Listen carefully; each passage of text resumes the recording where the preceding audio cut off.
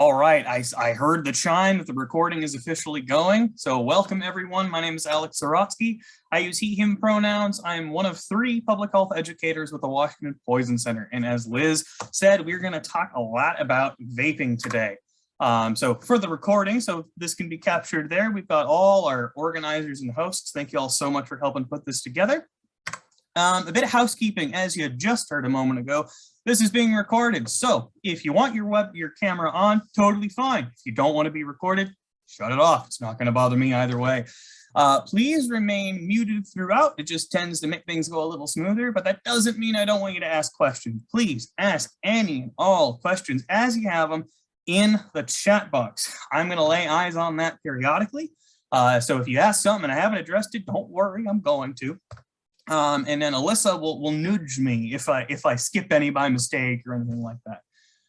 If I will let you all know if I need to enter lightning mode to get through everything on time, and in that case, I'll hold all the questions until the end. Keep asking them, but I won't answer them until the very end there. All right, so just a brief roadmap of where we're going today. I'm going to start by talking about the Washington Poison Center. I hope this is review for folks. That means I'm doing my job well, and if not, it means I'm doing my job still by letting you know who we are and what we do. We're then going to talk about nicotine. So vaping, we'll go into this, but vaping, it's common for folks to vape nicotine as well as THC or cannabis or marijuana products. This presentation is going to focus on the nicotine side of things. If there's interest in the cannabis side of things, I am happy to do another session with y'all to go take a much deeper dive there. Then we're going to shift and talk a bit about some of the larger public health concerns around vaping nicotine, and then we'll wrap up with just a couple communication tips, specifically for communicating with youth.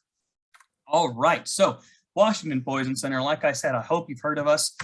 We take an incredibly broad definition of poison. I think most folks, when they hear this term poison, they think, murder mystery novel, arsenic and cyanide and that kind of thing, which yes, those are poisons. But for us, we think anything, any substance or product that can potentially be harmful, if it's used in any of these 3 wrongs, that's in the wrong way, by the wrong person, or in the wrong amount, we think any of those could potentially be poison. So that's a huge list. That can include household products, cleaners, plants, bites and stings from critters. And yes, some technical folks may say, well, when it comes from an insect, it's venom. Sure, but we're still going to count it as a poison at the Poison Center. And then also we get tons of calls on medications and other substances. So our entire point of being, our mission, is to prevent and reduce harm from poisoning through expertise, collaboration, and education. And the Washington Poison Center, gosh, I think last year we had our 65th birthday. So we've been doing this for over 60 years in this state in one form or another. Now, we do a lot of things. My main job is going out and these days virtually educating folks on a number of topics. But really, the Poison Center, the bread and butter of our services is this number here. And this is one of my homework items for all of you today, is to make sure you remember this number. Write it down, put it in your phone, tattoo it on your hand, whatever it is you need. 800-222-1222. This is the National Poison Center helpline. It will route you to your local poison center based on your area code. You could call right now, you could call at 3 in the morning, someone is going to answer. It's completely free. You're never going to have to worry about billing or insurance or anything like that. We're also totally confidential. I think a lot of folks hesitate to call us, worried that we're going to call the police or child protection services or immigration, and we absolutely will not. Our entire purpose is that mission statement, to keep you safe from potential poisons. And for folks who prefer a language being outside of English, totally fine. We have an interpreter line that we always have access to. We can get an interpreter on the line with you so that you can speak the language you're most comfortable with. All right, now if you do call the Poison Center, one of our SPIs, or specialists in poison information, will answer. This is an awesome group of nurses and pharmacists and other poison information providers. There is just a wealth of training that goes into that call center. Now, if there is ever a particularly unique or complicated case, they can always reach out to one of our on-call board certified medical toxicologists. There's always one on call. And so if they ever need that additional oversight, it's right there. Now, hit me with any Poison Center specific questions as you have them. I'm going to move right on into some basics around vaping, some basic definitions. So what are these devices? There is a huge bunch of devices, but really they all do kind of sort of the same thing. They are all battery operated and they heat up some substance, normally a liquid, sometimes a solid. This heating of this substance creates an aerosol. Notice I crossed out vapor there. The user then inhales that aerosol. Now I crossed out vapor there because early on in the, I think 2007 were when these products first hit the market, there was a ton of rhetoric around saying vapor, that it produces water vapor, implying that it produces water vapor. And what is exhaled, what is produced from that product is not water vapor. There's a lot more to it than that. Now, the idea behind these devices is to heat up that substance close to combustion. That means close to catching on fire, but without actually burning it. Now, what that does is for the liquids, these are liquid oil products, it releases those oils, goes through a series of chambers and stuff in the device, and it creates that aerosol. It will do the same with the solid, but what it's doing is it's heating the oils that are on that solid. So I mentioned cannabis earlier. If someone is vaping a cannabis product that's the dry flower, and what it's doing is it's heating up the little bits of oil all along that leaf there. Now, that's a lot less common with nicotine products. We tend to see these oil-based ones. So there are tons and tons and tons of terms for this. You may have heard e-cigarette or e-cig. I honestly haven't heard e-hookah too much, but I do know it's said sometimes. Vape, mod, vape pen, vaporizer, Juul. That's a specific brand we'll go into. And then if you're looking at CDC documents or journal articles, you might come across electronic nicotine delivery system or electronic drug delivery system. You don't see those very often. If you're going to go into a vape shop, you're not going to say, I'd like to see your ends product, please. It's not as common. Oh, all right. So all of these devices have these three basic parts. They've got some form of battery, which powers up some form of heating element, which heats up some form of cartridge or tank or whatever's in that cartridge or tank. And again, it goes through that little atomizer and then it aerosolizes. Now, I mentioned this a couple times now, that it is possible to vape a whole bunch of different substances. We're going to mainly talk about nicotine. We talked a little bit about cannabis. While technically possible to vape other substances, I really don't have much data on that. I don't believe that to be a super common practice. That may change over time. Now, you may have heard this term e-juice or e-nicotine or liquid nicotine, or there are a few different things here. So this e-juice generally has four ingredients, or categories of ingredients. There's some form of liquid nicotine in there. Typically, there's what we call propylene glycol and vegetable glycerin. These both kind of help suspend the nicotine evenly in the solution, so it doesn't separate or settle or anything like that. It helps it aerosolize in the end. And then more often than not, we see some form of flavoring in this mix. Sometimes they're pre-made and sold in pre-made bottles. Sometimes they're self-mixed. Folks can purchase a lot of these individual ingredients and then combine them on their own if they go that route. There's a massive range in concentrations. Some of them don't have nicotine. It's kind of tricky though. There were some studies that challenged that idea, that a lot of the early labeling that said zero nicotine was faulty. When they actually did some tests, they found either trace or larger amounts of nicotine in some of those earlier solutions. Now, a little bit on vaping regulation. I mentioned 2007 were when these products first hit the US market. And it wasn't until about a decade later, in 2016, that the FDA actually finalized its own regulatory authority over these products. So that was a long time for a lot of these products to be developed and to hit the market without this direct oversight. Well, once they established oversight, they started adding, slowly adding these restrictions. It had to be 18 or older. They started putting health warnings, especially the ones with nicotine in them. And they had this plan of doing this future regulation. Their plan was that all products that were on the market at that point in time had to essentially submit themselves for review, and they had to apply to remain on the market. Originally, this wasn't going to be done until this year, 2022. Well, then we started seeing this massive spike in youth use of these products. Then FDA got in a bit of trouble with that because they were pushing that date out so far. Federal judge forced them to move it forward, that date of review a bit forward. I think it was originally May of 2020. Because COVID happened, that got bumped to September of 2020, and they held to that date. And since we're actually starting to see some of the early results of those reviews. I'll touch base on that a little bit later. And then more recently, in January of 2020, we did have Washington and federal T21 kick into effect. We also had the federal flavor ban kick into effect.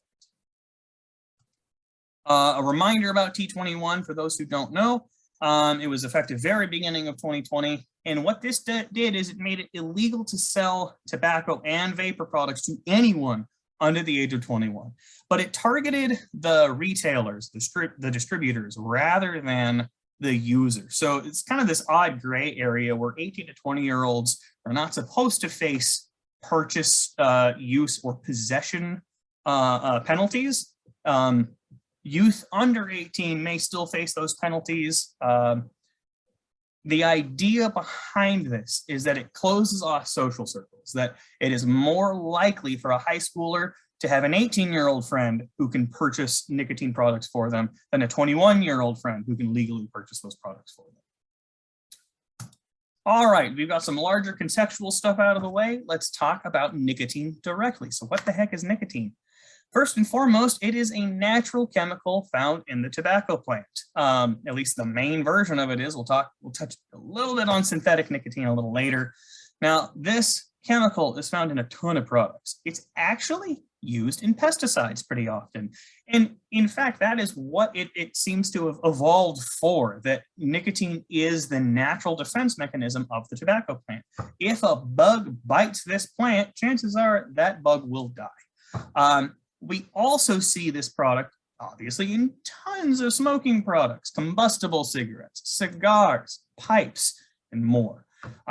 We're seeing them in we have seen them in non-smoking tobacco products, such as chew, dry snuff, and others.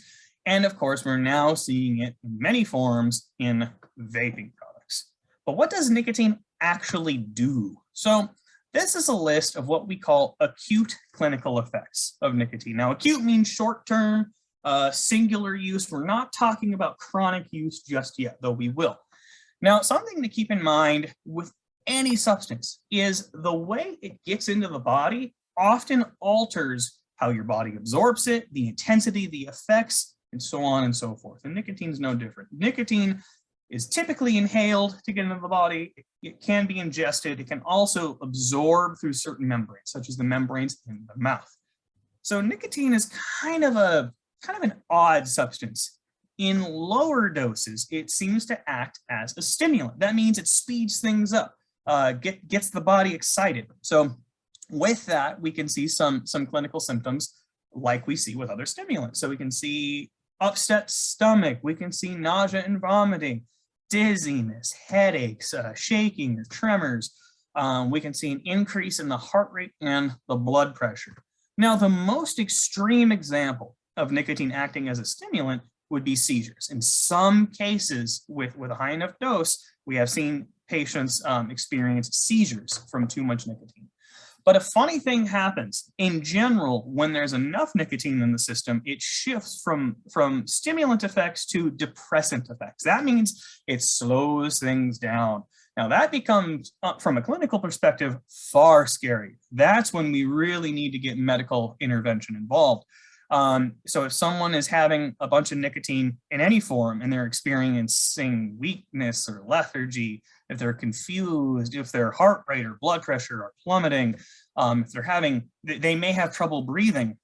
These are scary signs, because if they're left unattended, it doesn't happen often, and it is possible for someone to die from too much nicotine. I'm seeing a question, will these slides be available to us? Yes, I'm happy to send these slides out once we're done with the session today.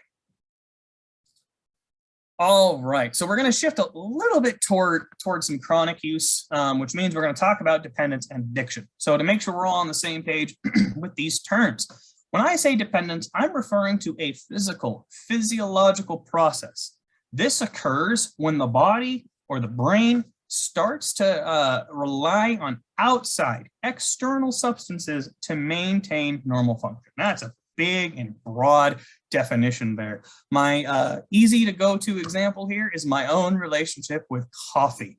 I used to hate coffee, thought it was nasty. Then I went to college, realized, whoa, man, this thing helps me study. So I started to form a physical dependence on coffee. Well, really on caffeine. Now, the closer I'd get to finals week, the more and more caffeine I would have, I would start to create a tolerance to it. So that means I would need more and more and more of that caffeine to maintain my normal function, that, paying attention in class, studying, prepping for tests, all that.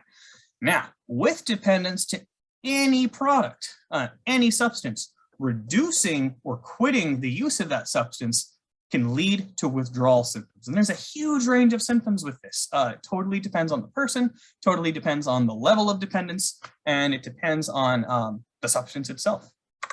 Now, addiction, very broadly, is when this physical process, this physical occurrence of dependence starts to disrupt other aspects of life. And when we're looking at diagnostic criteria for substance use disorder or tobacco use disorder, we see dependence as a symptom of, or as one of the symptoms of this disorder. I am seeing, that's a really good question. See a question here.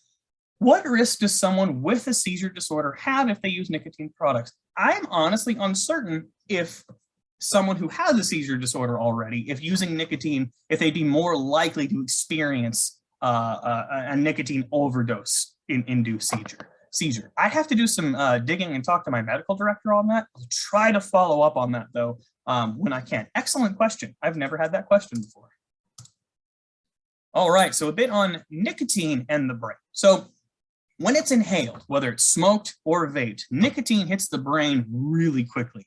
Inhalation of nearly any substance, while a lot of that substance is lost in the transfer from the device into the lungs and thus into the bloodstream, it is a very rapid form of substance delivery to the body. What nicotine does, though, is it interacts with our brain's reward system. So it releases what we call dopamine. Now, dopamine, for those who don't know, this is really our brain and body's feel-good button. So when you are really hungry, you just finished a wonderful meal, you have that feeling of contentment, of satiation, good chance you are swimming in dopamine because your body was like, hey, you were hungry, you ate, have a reward. Do that again because that's necessary for survival. So what happens when another substance starts to tap into the release of dopamine, over time, the brain can start to view that act, that process, that substance as necessary for survival. So it becomes so much more difficult beyond just choice or agency to cease the use of that product or to reduce the use of that product. Now, I think it's important to kind of acknowledge some of the physiological, quote unquote, positive effects of any substance, because it can help us understand what some of the reasons why someone may be using, in addition to their struggles with dependence or addiction. Now, nicotine, because of this release of dopamine, it for a lot of folks can feel very good. It can have that immediate sensation. We can also, through that same mechanism, we can see a decrease in stress and anxiety in the short term. We can see an improvement in mood control, concentration, because it's a stimulant in low doses. that concentration and focus makes sense. And sometimes for a lot of folks, they experience appetite suppression. So for some folks, it may be a form of trying to control their weight, and a lot more than what we've just listed here. Now, your body breaks nicotine down very quickly. It has a very short half-life in the body, and your liver processes it as fast as it can. What this means, though, is especially once that dependence has taken effect, your brain wants more. It had a boost in concentration and mood control and decrease in stress, and then it leaves, all this substance leaves the body, it's going to want more. So looking at years of tobacco research, we can actually see for folks who use nicotine chronically, they have an increased number of brain receptors that respond to nicotine. This doubles down on those cravings. It makes the cravings that much more intense. Repeated exposure, doing this again and again and again, can start to alter how we learn, how we regulate our stress, how we control and regulate our emotions. To complicate it even further, I mentioned withdrawal symptoms earlier. Nicotine withdrawal symptoms are brutal. Nicotine can be so difficult to walk away from outside of anyone's desire or life circumstances.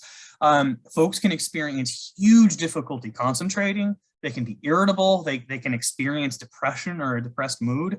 They may be restless, anxious. They may have trouble sleeping. All things that on a good day, if I have trouble sleeping, it ruins my day. So I think it's just important for us to acknowledge some of the barriers folks who are already struggling with addiction may be facing when walking away from nicotine. Now, when we apply this to youth specifically, this shouldn't be news to folks here, but one of the hallmarks of adolescence is brain development.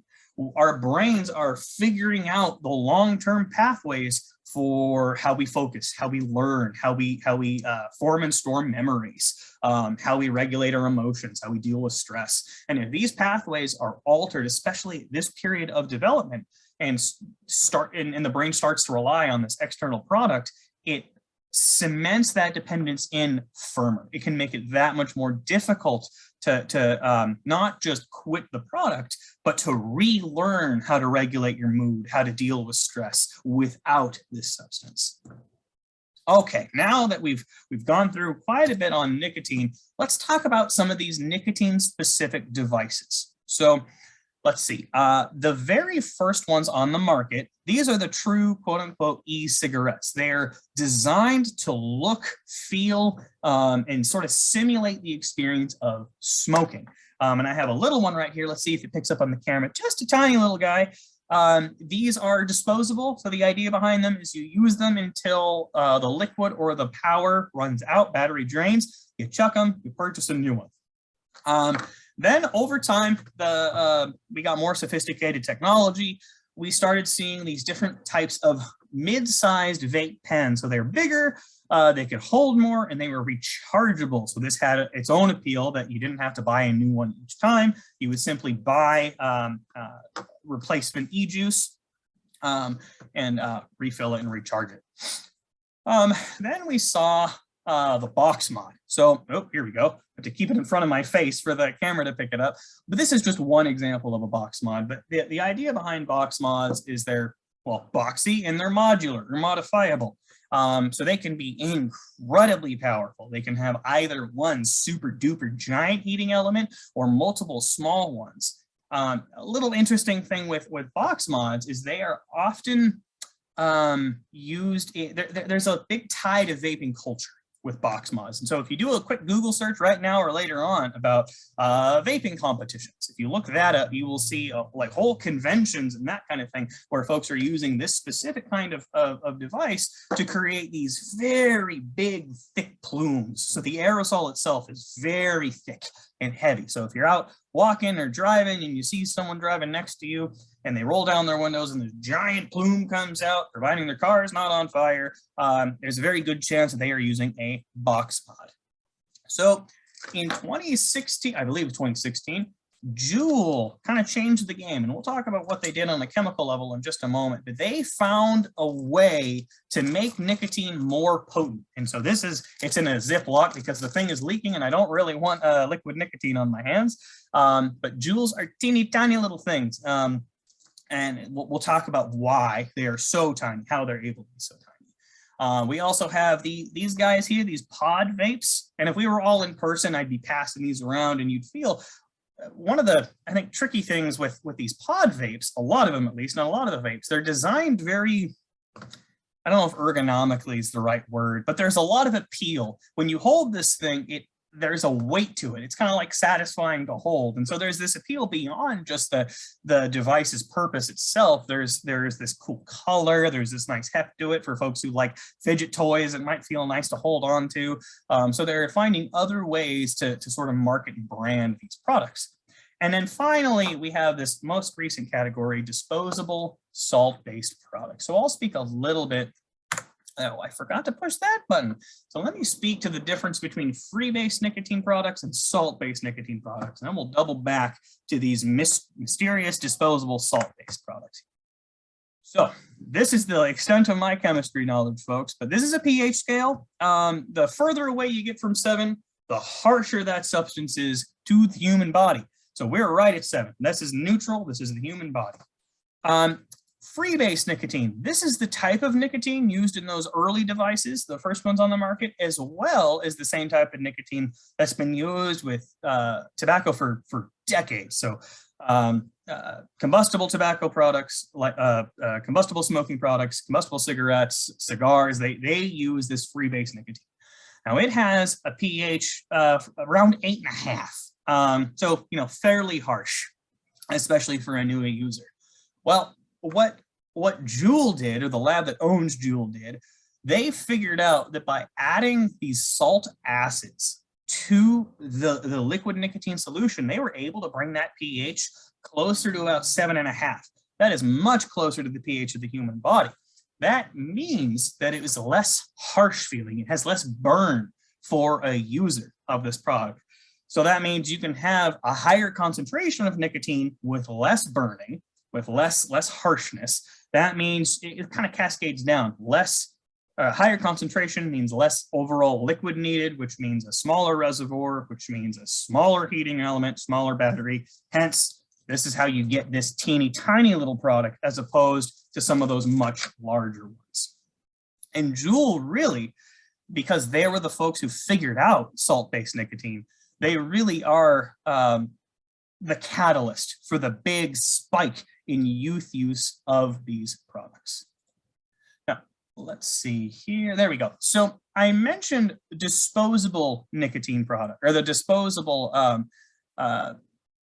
salt-based products. Now, one of the most notorious brands for this was Puff Bar. So they came into being, if you remember me saying that flavor ban that occurred in 2020, Puff Bar found a loophole where that flavor ban somehow didn't apply to salt-based disposable products. So they started surging in these salt-based disposable products. I don't have the actual one with me, but I do have the package. There we go, package there. They look a lot like a Juul.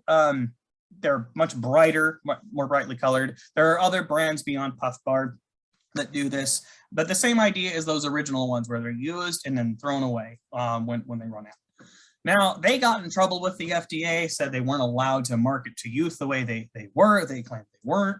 All this argument back and forth later, they found a new loophole. They are currently claiming that they use synthetic nicotine as opposed to these other forms, these tobacco-derived nicotine.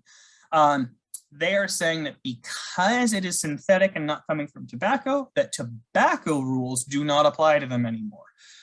There's a lot, it's kind of this legal weird area right now. So stay tuned for that. I'm curious to see what happens with this. If the FDA is going to come down on them again, or if they already have and I missed that news. If anyone has news on this, I'm happy to hear it. So send it my way.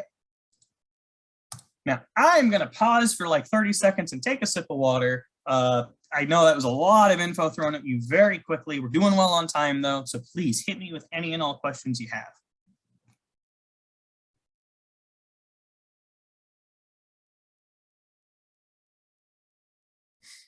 All right, I'm not seeing the chat box explode with questions, so I hope that's a good sign. Again, hit me with those as you have them.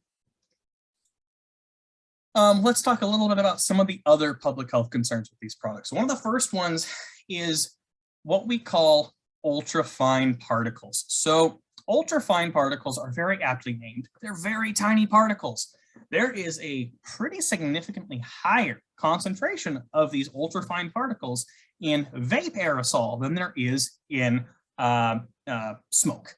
And so what that means is there's a potential for vape aerosol, whatever the chemical is, whether it's nicotine, whether it's any of the additives, whether it's cannabis, whether it's anything else, there's a greater potential for those smaller particles to get deeper into the lungs. Because they're smaller, they can bypass some of the lungs' natural defenses more easily. And this basically means there's the greater potential for absorption and for potentially more adverse effects. Oh, great question. I'm going to backtrack just a little bit. I see a question, what is the cost of them? You know, let me jump back here so I can kind of guide myself a little bit. It totally depends. And this may be slightly outdated now from when I last looked at these prices. I remember seeing the minis and cigalikes being like $7 or $10 per. I've seen the vape pens for, you know, $20 to $40 to $50. Box mods can be anywhere from $100 to like $800. It just depends on the amount of technology crammed into it. There are some folks who make them themselves or customize them themselves. They'll put MP3 players and other gadgets in them. I believe that Juul is a little different because Juul isn't refillable with an external liquid nicotine the way a lot of these other products are. It comes with a cartridge. You buy a brand new cartridge each time. I believe their device is like $30 or $35, and the cartridge is it's like $16 for 4 or something like that. Feel free to correct me, folks, if you know the more accurate and recent prices. These pod vapes I've seen a big range for as well. Again, $20 to $40. I'm actually not sure with the puff bar and the other disposable salt-based. I want to say this one was like $15 or $20, but I could be wrong with that. So I'd have to do some digging there. All right, let me jump back to where we were. Great question. Okay, so we talked about the ultrafine particles there. One of the other concerns is that there's a lot more than just nicotine in here. Now, on the 4 main ingredients we went through, there are some freaky things that can go within those ingredients. So heavy metals can actually be a concern for some of these. The heavy metals can include lead, tin, zinc, I believe nickel. There are a handful of others that we started to see. It's kind of weird though, because it doesn't seem to be in like a liquid nicotine product that you buy. It seems like when you buy just the liquid, it seems to be found in the aerosol itself sometimes. And what we think is happening is that the metal filaments and the metal components of this device, the heavy metals can leach from those filaments into the solution and get absorbed and delivered to your body through the aerosol there. This picture is, I believe it's a corroded Juul pod or Juul cartridge there. We can see some problems with flavoring. This may not be new news to folks, but for a lot of these flavors, we can see issues like diacetyl. Diacetyl is linked to popcorn lung, what we call popcorn lung. It's a can contribute to, when it's breathed in, it can create lesions in the airway and in the lungs. Diacetyl is a tricky one because I believe it's FDA approved for ingestion, but not inhalation. Your stomach and your lungs are very different organs, can process things very differently. Propylene glycol, it's another tricky one where it is, I believe, FDA approved for ingestion, but not inhalation. Once propylene glycol hits when it gets hot enough, it can start to turn to formaldehyde. So there is the risk of having some formaldehyde end up in this aerosol. We can see silicon pop up. We can see free radicals. These are cancer-causing agents or carcinogens. Other pesticides can actually end up in the solution as well. And then this broad category of carcinogens called nitrosamines. These are I believe the main carcinogen in smoking products, in combustible cigarettes. And we are starting to see these in these vapor products as well. Oh, I'm seeing a question here. Are any of the products one-time use?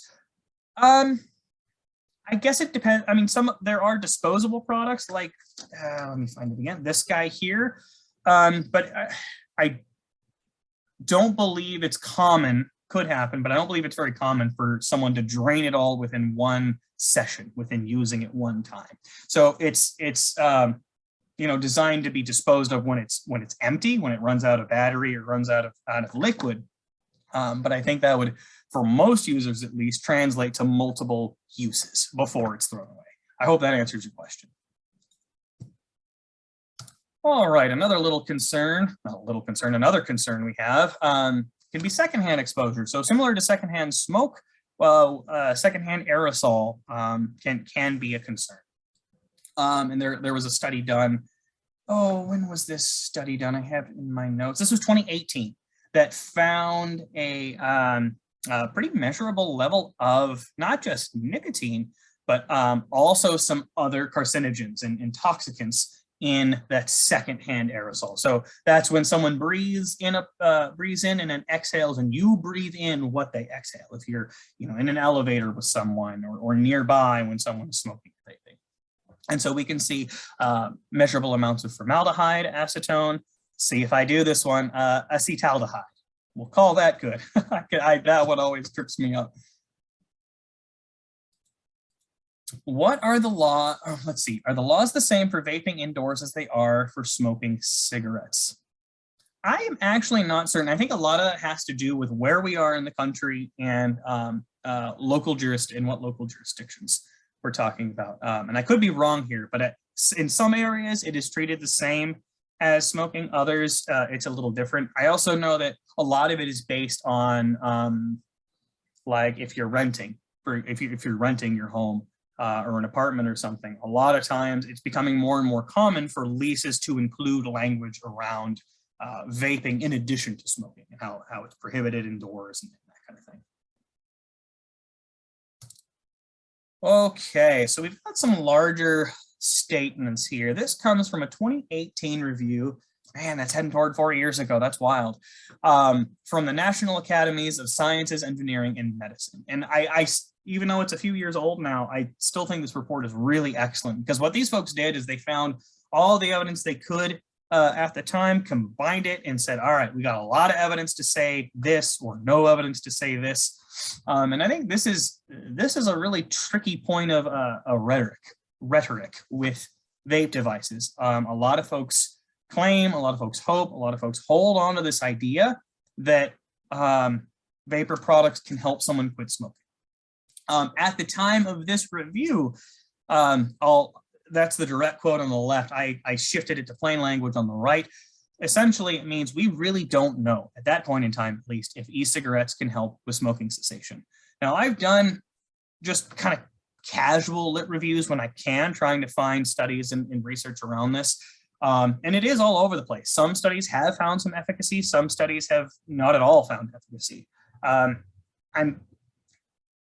There's a tricky thing happening right now. If you recall me mentioning that the FDA is finally starting to process a lot of the applications they received for these products, I believe it was last October, they actually allowed 3 vape products that were tobacco flavored to remain on the market.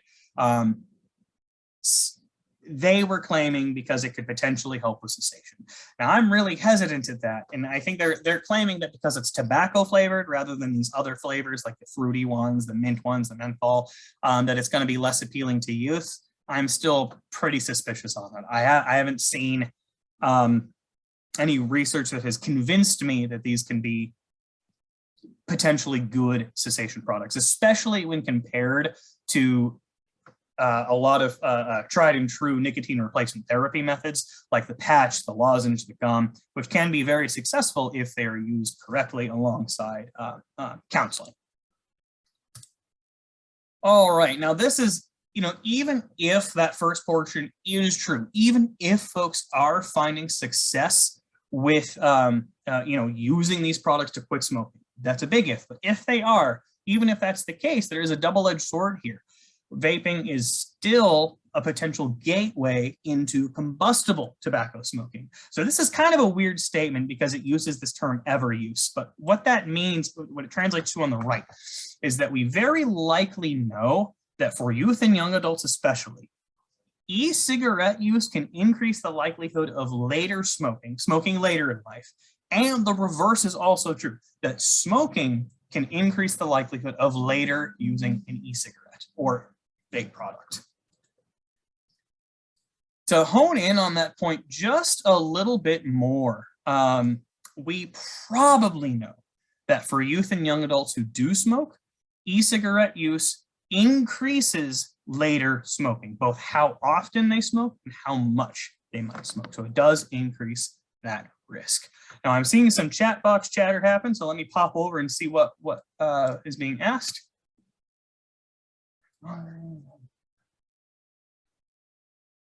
There we go. So thank you for summing that up, Liz, with some of the UW info there. That's really helpful to know.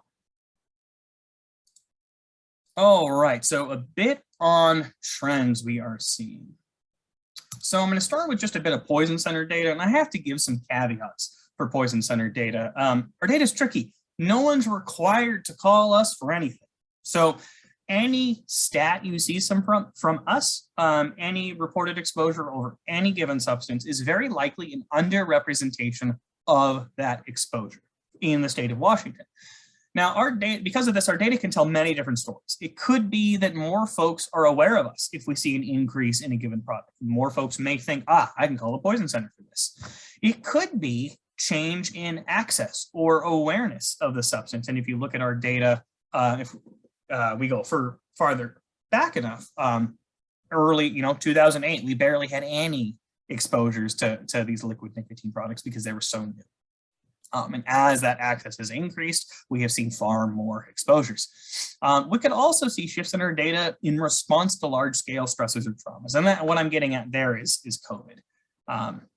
There are a lot of products we've seen. I think cleaning products are a good example of earlier on in the pandemic, especially, we had a lot of folks who were so vigilant about disinfecting everything. We had a big increase in exposures to bleach, exposures to cleaner, and that kind of thing. So our data, and this is slightly older now, we're working on new data right now that will hopefully get on our website soon. This is comparing 2019 to 2020, the first 9 months of each year, bit of an odd data set. We actually saw a slight decrease in all nicotine exposures, which was somewhat puzzling to us. We didn't expect that. We've had a decrease for a couple years now, but I'm really curious to see what 2021 in its entirety looks like with nicotine exposure. But this does show you that most of our nicotine specific calls are little kids, and they're specifically little kids getting into or ingesting a product. So seeing something that looks interesting, putting it in their mouth and swallowing it. That's a fantastic question. What qualifies as an exposure? It's a very broad definition there. So for us, if I am talking about, if I say we had so many cases, that's the same thing as saying we had a given number of exposures. So if I took this Juul pod out of the Ziploc and got nicotine on my skin, that would be an exposure. If I breathed it in, if I used it right now, that would be an exposure. If it has come into contact with my body in some form and I called the Poison Center to report it, to get advice on it, we would count that as an exposure. If I called the Poison Center just to ask a question, no actual potential poisoning has happened, but I'm like, hey, you know what? I'm curious about these nicotine products. What can you tell me about it? We do get calls like that sometimes. We get information calls. That would not be an exposure. So thank you for asking that.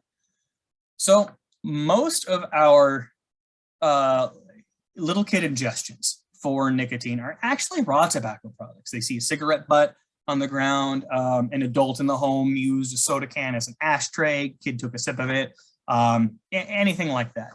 Now, it's not that we're not concerned about those cases, but I was speaking to one of our spies, one of our call takers about this, and they tend to be pretty easy to treat most of the time because it tastes pretty bitter too. The kid will spit it out, or a parent or guardian in the home can quickly sweep that raw tobacco product out of the mouth. What gets really scary is if a young child especially drinks a liquid nicotine product, because it's so concentrated and because that solution can actually absorb through the membranes in the mouth, it can hit the bloodstream very quickly. So typically, not always, but often for those calls, we will refer them to a hospital because they're going to need some additional monitoring, potentially intervention.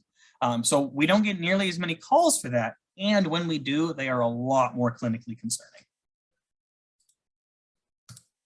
Here's some national data for you. Folks may have seen this before. This is 2011 to 2019. And in 2019, we had about a quarter of high school students that reported recent vaping. So at least once in the past 30 days. Man, I'm super excited to see the 2021 Healthy Youth Survey data. I hope we get to see that soon. This is the 2018 Healthy Youth Survey data, and it looked at past 30-day vapor product use across the state for all grades. So we had about 30% of 12th graders, a little over 20% of 10th graders. More honed in, this was reported substance for those who reported that, yes, I have vape. This is 10th graders. These are the reported substances of what they had vaped in the past 30 days. A little over half reported a product with nicotine in it. About 20%, 21% there said THC or marijuana. 33% reported flavor only, and 10% were not sure. I'm really curious how this one has changed outside of the general use. All right, just a bit on communication. We got about 10 minutes left, so we're doing all right on time. So these pointers come from a couple rounds of focus groups or listening sessions put on by Public Health Seattle King County. That there was one round that was all around vaping products and one that was all about cannabis or marijuana. There was a lot of overlap with them, so I kind of combined the suggestions because I thought they were both pretty useful and honestly could apply to any substance use when talking to kids. So these focus groups were really careful about not asking kids, do you use cannabis? Do you use vape products? They were much more interested in where kids got their information from, who they trusted, sources they trusted, who they wanted to talk to about this, how they wanted to learn, what they wanted to learn. And they reported that they wanted to know facts, regardless of the substance. They wanted unbiased information on health effects, short and long term. They wanted to know what we knew and what we don't know. And that's a really important thing with any substance, is talking about what we do know and what we don't know. And they wanted to know the mechanisms. They wanted to know how it worked in the body. And they wanted research about the potential risks and potential benefits of any product. They wanted that in this sort of format of open discussion with that accurate information, specifically with an adult they trusted, with an influential adult they trusted. So that may be a parent, but that also may be another family member, a coach, a teacher, a pastor, any adult that they have trust in, that they have good rapport with. They wanted just kind of open and accurate, honest discussion. And they wanted any risk messaging to be relevant. And they didn't want it. What they didn't want was exaggeration. They didn't want scare tactics. They didn't want shaming. And especially, I think this is especially important to remember throughout COVID for kids who are using substances to cope with this insane stress, that they're incredibly protective of each other, of making sure that their peers are not shamed for doing what they think they need to do in order to cope with stress. And I thought that was really interesting. And then no lecture. So probably not a great idea to put me in front of an assembly and have me just talk at kids for 45 minutes to an hour. It's not going to resonate coming from me as much as it would coming from that one-on-one discussion from an influential adult. And I loved this line at the bottom here that kids are crafty. Youth are aware that nearly all sources of info have some form of agenda, whether it's the agenda of health educators to keep folks safe, or the agenda of folks in a given industry to make a profit. And so to keep your own biases in mind when having these conversations with youth. Now, I really recommend for folks who haven't, that they check out this video here from the rescue agency. I kind of disagree with the title because it says marketing health to teens in a post-COVID world. We are unfortunately not post-COVID. We are very much in COVID. And I do think the reflections in this are really useful. So I have the video link here. I'm not going to show it to you now, but when I send the slides after, you can definitely follow that link to watch the video. I think it was 25, 30 minutes long. But I'll sum up the strategies they recommended. The first one was to acknowledge potential obstacles and obstacles to addressing any health behavior and providing ways to overcome them. And so I think the most obvious one here, the big elephant in the room, is COVID. How do we help kids cope with the stress of COVID? This next one is to reframe behaviors around short-term benefits. Now, the example they gave was, I think, an ad they showed about a kid wanting to reduce drinking soda, and they were going to order like this giant soda right before a test, and they had this person pop up and say, you know, you're going to be better off focusing during your test if you have water. That's just one example, and that does pose a difficult challenge for someone who is addicted, who is dependent on nicotine, because those withdrawal effects can be such a challenge. This next portion is to explain science without judgment. Don't dumb the science down. Don't overly simplify it. Just be honest. And this I thought was really interesting. This idea to focus on repeated use rather than one-time use. Now, what the logic behind that was messaging that focuses on, if you use once, you increase your risk of fill in the blank. What that can do for any kid who has used anything once or twice experimentally is they feel removed from that. They feel, okay, that messaging doesn't apply to me. I've already started, therefore I'm heading down that path. And focusing on continual use or repeated use can be a more effective strategy there. I'm seeing a question here. Any info on how youth typically pay for the devices? Not for me personally. I don't have much info on that. I'm happy if other folks have insight on how youth are accessing and affording some of these. Feel free to chime in here. We do have a few minutes for a bit of question and Q&A session and some conversation. That does bring us right to the very end. There are some other topics. Reach out, let me know. All right. Sorry about that, Alex. It just stopped automatically. I apologize. Oh, no problem. No problem at all. It's all good. I'm going to quickly type my email address in the chat box here for folks to reach out if they'd like. We can definitely open it up to questions more fully now for the last few minutes if anyone has. It's okay if not. I understand that's a lot of information to absorb and digest all at once. Alex, thank you. This has been fabulous. This is a big hand for Alex. Does anybody have any other questions? I think, Alex, you did a great job of incorporating responses to the questions in the chat box. Looks like there's one right now asking, do you do assemblies? I never actually have. A part of it is I started like midway through 2019, so I hadn't been at the Poison Center that long before the pandemic had us go fully virtual and remote. It's something I know the Poison Center has done before I joined. I am not sure if it's something we'll at least do anytime soon, simply because of the nature of the pandemic right now. But if you have a specific idea in mind, again, reach out to me. I'm happy to chat through it and potentially brainstorm some ideas. I know some educators in other parts of the country have joined assemblies remotely, so they were just like, the voice of awe is on this giant projector for the assembly. I suppose that could be possible.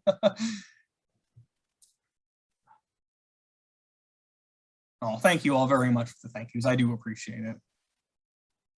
And I want to thank again our co-hosts. So I don't know if you have that. Jump, there we go. Oh, thank you. Good job, Alex.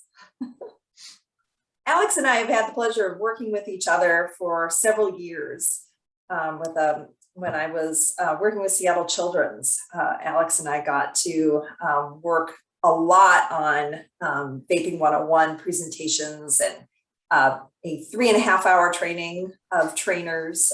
So it's always wonderful to be able to have Alex share the information that he has and the updates, and keep us really engaged and hopeful about what we can do to help out our kids. So we've had a great participation today, and we did record it, as you heard.